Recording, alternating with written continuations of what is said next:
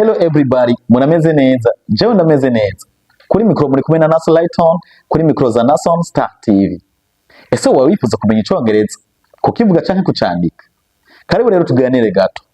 Fabrice Kinamovie yarabateguriye inyigisho z'Icongereza yise Icongereza coroshe canke icoco arico twokwita Easy English Course. Muri iyo mvo rero yaravuze ati Icongereza nzi canke nize ntavyo no kwigumizamo jewe jenyene. Ifo ko nigisha n'abandi ni wasohoka igihugu uzumenye ukuntu uvugana n'abandi bantu mu Congereza. So, ese wowe uri kuri ihe nivo? Uri kuri nivo y'umudebita atazi n'ikintu na kimwe mu Congereza, urahawe ikaze. Canke uri muri babandi bazi good morning, how are you, what's your name? Abo rero ni n'abantu bari kuri nivo intermédiaire. Canke uri kuri nivo avancé babandi bazi guformira utuntu duke uduphrase duke ariko batari bako bari mature mu kuvuga Icongereza. Mwese murahawe ikaze kugira ngo munonosore ururimi rw'Icongereza kugira nimwaje mu mahanga ntimuzobe babandi baguma baraba abandi mu maso.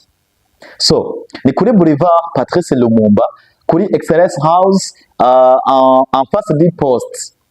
Ni kuri ganzo ni etage niveau 4 kuri numero 401. Imisi yo kwiga ni kuwa mbere, kuwa gatatu ndetse no kuwa gatanu. Amasaha yo kwiga ni guhera saa 7 gushika saa 8:30, hanyuma saa 9 gushika saa 10:30, 11 gushika 12:30. Kwiyandikisha ni nko ku buntu. Ni 15,000 gusa. Hanyuma kwiga ni promotion. Ubu turi mu minsi ya promotion rero. Rero niuze unyaragase iyi minsi ya promotion ntabigucika. Sivyo? So, wifuza ari cyo ushaka kumenya.